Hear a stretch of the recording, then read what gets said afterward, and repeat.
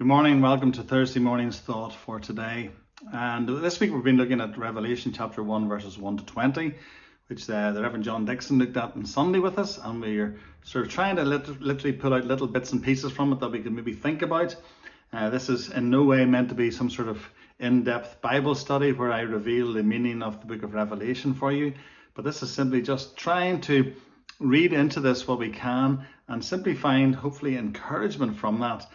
We've been thinking about a God who's in control, a God who's eternal, a God who has a plan that he and he alone started, and he alone will call to completion at the end of it. But today we come face to face, in the words of John, with somebody who we will never see unless we die or he comes and calls us. And this is the risen and the beautiful person of Jesus Christ. And we often think about what it would be like to stand and see Jesus. And for many of us, it's tempting to think of Jesus as being like the person we see in the children's storybook Bibles, etc., who very often is wearing some sort of long white dress with a blue sash and etc. around it. And he is maybe very Caucasian when we know he couldn't have been. Most likely had a beard, etc., etc. And so we maybe think that when we die and we get to see Jesus, that's exactly what he's going to look like. And yet, if you read Daniel, and if you read parts of Ezekiel, and certainly if you read the first chapter in John's book of Revelation, you find a very different sort of Jesus. Gentle Jesus, meek and mild, no longer exists, if indeed he ever did. But we come face to face with a very different Jesus. Now, I'm not saying different in a negative way, but different in a very positive way, in a very strong way, in a very definite way. We come face to face with a Jesus that, quite frankly, is incredible, is wonderful, is so special, and so holy in just the description we're given here. Now, John uses words which commentators have had a lot of bother trying to work out what it means, because it's not used anywhere else apart from the book of Revelation, and it's used twice there, also in chapter 2 verse 18, and that's this where he talks about his feet as burnished bronze or polished copper, this idea that they're just not quite sure what it is. But let me just read for you this passage.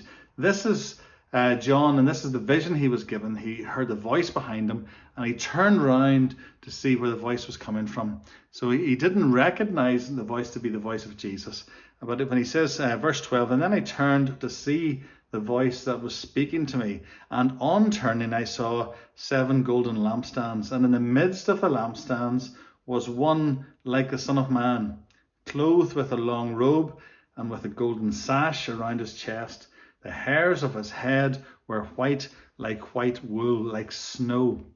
His eyes were like a flame of fire. His feet were like burnished bronze, refined in a furnace, and his voice was like the roar of many waters. In his hand he held 7 stars, and from his mouth came a sharp 2-edged sword, and his face was like the sun shining in full strength. Now, when you read that, you don't see the Jesus of the New Testament, but you see this quite literally awesome character. This person that isn't really a person, but you get a glimpse of deity. You get a glimpse of the resurrected, glorified Jesus Christ. Now, different commentators have tried to work out the different meanings of the different bits of his body and what it all meant, and we could sit, or I could stand and talk to you about that for an hour or so and try and tease it all out, but I'm not going to do that today. All I simply want you to think about today, because this is all this is, a thought for today, is what are you expecting from Jesus? Because each one of us at some point in time will stand before Jesus Christ. What are you expecting from Jesus? Are you still expecting Jesus to look like the Jesus in the Jesus Storybook Bible or one of those kids' books?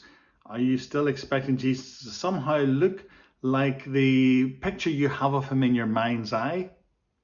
Or have you dared to contemplate Jesus looking anything like this person, this God this entity that we read of in Revelation chapter 1. I would hesitate to say that if you think that this is the Jesus in Revelation chapter 1 that you're going to stand before someday, if you're prepared to understand that and accept that as most likely the case, then I think that would certainly change how you view what's going to happen to you when you die.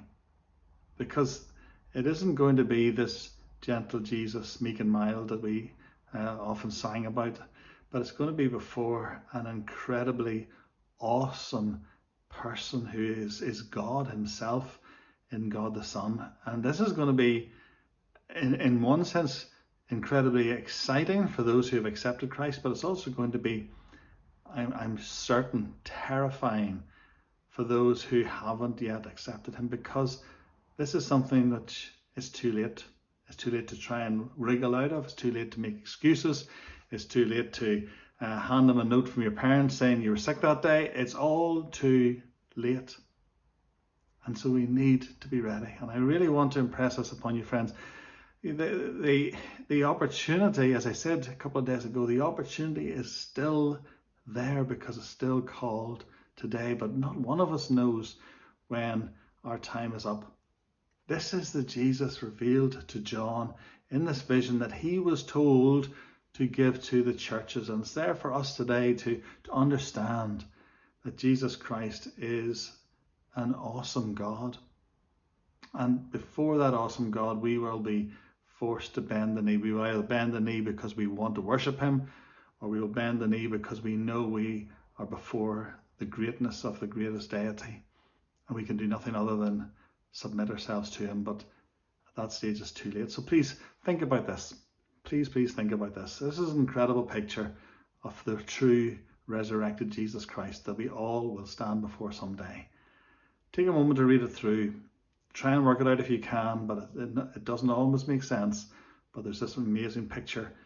And I think John maybe only used human words to explain something which was far greater, because Ezekiel tried to use the same words, Daniel tried to use the same words, and in many ways English words are lost when it comes to explaining the awesomeness of Almighty God. And that's really the only time we can use the word awesome, when we're thinking about the Jesus that's represented to us in Revelation chapter 21. That's your thought for a Thursday. Jesus is incredible, and we will all stand before him someday. Let's be ready. Have a good Thursday. God willing, we'll see you tomorrow. God bless.